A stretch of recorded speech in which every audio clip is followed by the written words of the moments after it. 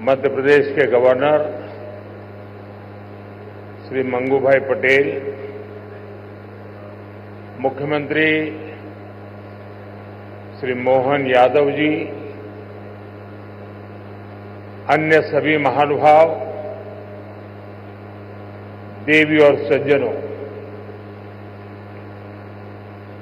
सबसे पहले तो मुझे यहां आने में विलंब हुआ, इसके लिए आप सबकी क्षमा चाहता हूं। विलंब इसलिए हुआ क्योंकि कल जब मैं यहां पहुंचा तो एक बात ध्यान में आई कि आज 10वीं और 12वीं के छात्रों की एग्जाम है और उसका समय और मेरा राजभवन से निकलने का समय क्लैश हो रहा था और उसके कारण संभावना थी कि सिक्योरिटी के कारण अगर रास्ते बंद हो जाए तो बच्चों को एग्जाम देने के लिए जाने में कठिनाई हो जाए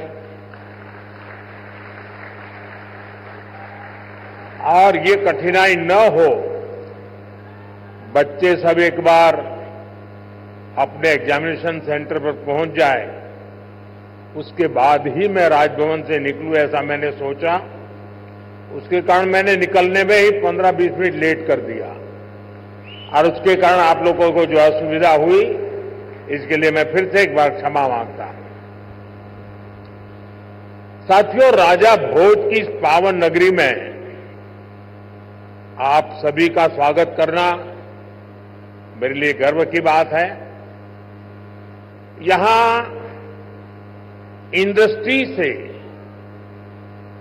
विभिन्न सेक्टर्स के अनेक साथी आए हुए हैं। विकसित मध्य प्रदेश से विकसित भारत की यात्रा में आज का ये कार्यक्रम बहुत ही अहम है। इस भव्य आयोजन के लिए मैं मोहन जी और उनकी पूरी टीम को बहुत बहुत बधाई देता हूं। साथियों, भारत के इतिहास में ऐसा अवसर पहली बार आया है जब पूरी दुनिया भारत के लिए इतनी ऑप्टिमिस्टिक है। पूरी दुनिया में चाहे सामान्य जन हो, अर्थनीति के एक्सपर्ट्स हो, विभिन्न देश हो या फिर इंस्टीट्यूशन, सभी को भारत से बहुत आशाएं हैं। पिछले कुछ हफ्तों में जो कमेंट्स आए हैं वो भारत में हर इन्वेस्टर का उत्साह बढ़ाने वाले हैं। कुछ दिन पहले ही वर्ल्ड बैंक ने कहा है भारत आने वाले सालों में ऐसे ही दुनिया की फास्टेस्ट ग्रोइंग इकोनॉमी बना रहेगा। ओईसीडी के एक अहम रिप्रेजेंटेटिव का कहना है, future of the world is in India. कुछ ही दिन पहले क्लाइमेट चेंज पर यूएन की एक संस्था ने भारत को सोलर पावर की सुपर पावर कहा था। इस संस्था ने ये भी कहा कि जहां कई देश सिर्फ बातें करते हैं, वहीं भारत नतीजे ला करके दिखाता है। हाल ही में एक रिपोर्ट आई है, इसमें बताया गया है कि ग्लोबल एरोस्पेस फर्म्स के लिए कैसे भारत एक बेहतरीन सप्लाई चेन के रूप में उभर रहा है। ग्लोबल सप्लाई चेन चैलेंजेस का जवाब वो भारत में देख रहे हैं। मैं ऐसे कई एग्जाम्पल यहां कोट कर सकता हूं जो भारत पर दुनिया के कॉन्फिडेंस को दर्शाते हैं। ये कॉन्फिडेंस भारत के हर राज्य का भी कॉन्फिडेंस बढ़ा रहा है। और आज ये हम मध्य प्रदेश की इस ग्लोबल समिट में भी देख रहे हैं, महसूस कर रहे हैं। साथियों, मध्य प्रदेश पॉपुलेशन के हिसाब से भारत का 5th लार्जेस्ट स्टेट है।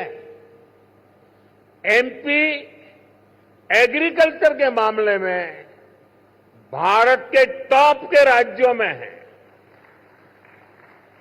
मिनरल्स के हिसाब से भी एमपी देश के टॉप 5 राज्यों में है।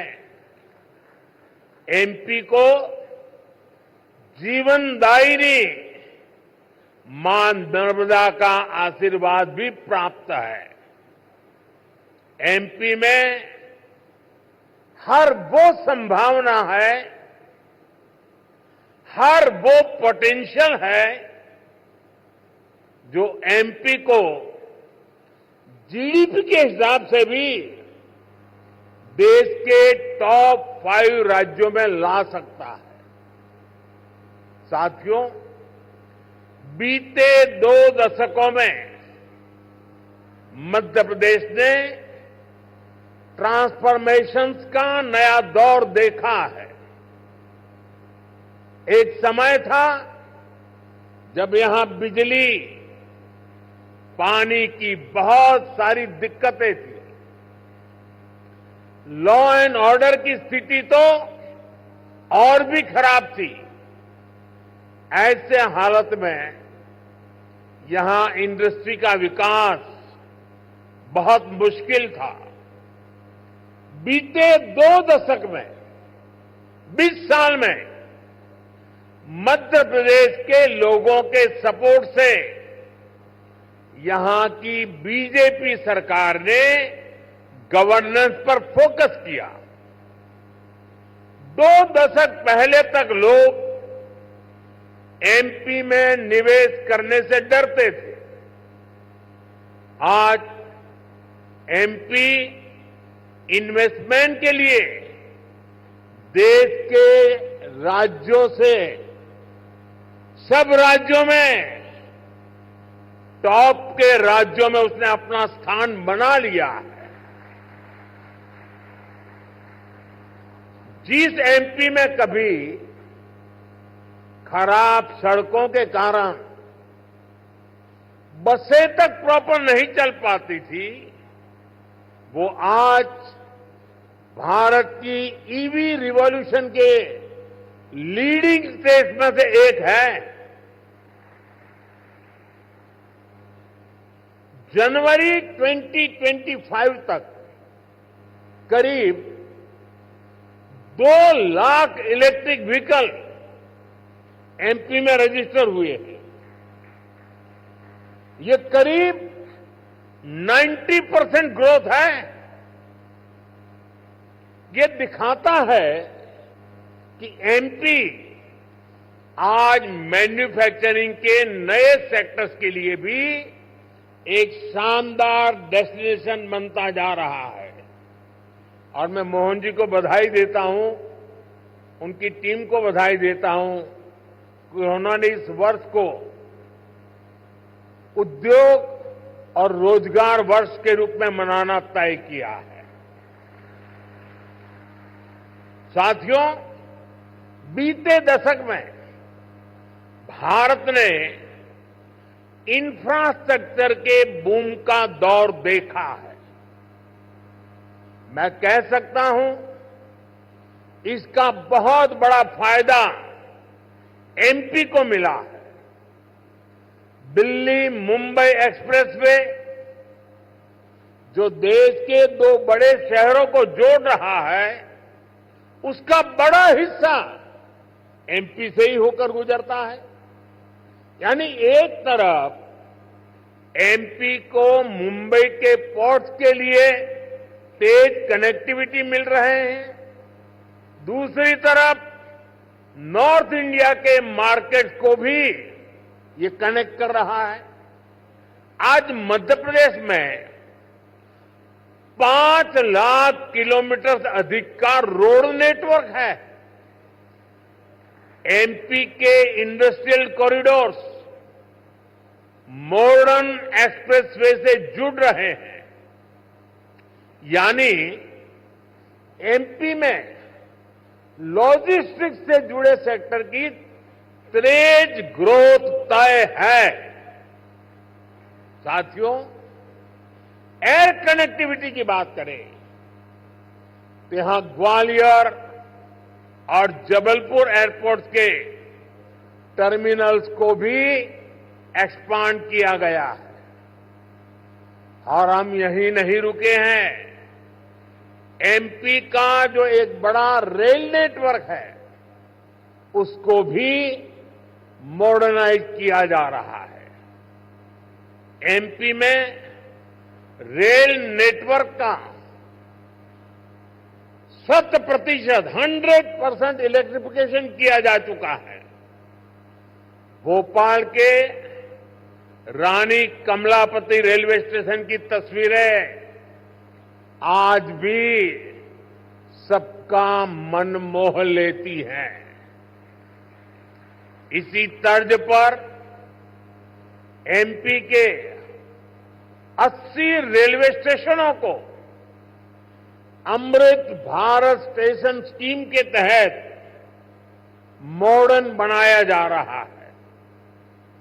साथियों, बीता दशक भारत के लिए एनर्जी सेक्टर की अनप्रेसिडेंटेड ग्रोथ का रहा है। खासतौर पर ग्रीन एनर्जी को लेकर भारत ने वो कर दिखाया है जिसकी कल्पना तक मुश्किल थी। बीते 10 वर्षों में करीब $70 बिलियन यानी 5 ट्रिलियन रुपये से अधिक रिन्यूएबल एनर्जी सेक्टर में ही इन्वेस्ट हुआ है। इससे पिछले साल ही क्लीन एनर्जी स्पेस में 10 लाख से अधिक जॉब बनी है। एनर्जी सेक्टर के इस बूम का भी एमपी को बहुत लाभ मिला है। आज एमपी पावर सरप्लस है। यहां करीब 31,000 मेगावाट पावर जनरेशन कैपेसिटी है, जिसमें से 30% क्लीन एनर्जी है। रीवा सोलर पार्क देश के सबसे बड़े पार्क में से एक है। अभी कुछ दिन पहले ही ओमकारेश्वर में फ्लोटिंग सोलर प्लांट भी शुरू हुआ है। सरकार द्वारा बिनाय रिफाइनरी पेट्रोकेमिकल कॉम्प्लेक्स पर करीब 50,000 करोड़ रुपए का इन्वेस्टमेंट किया गया है।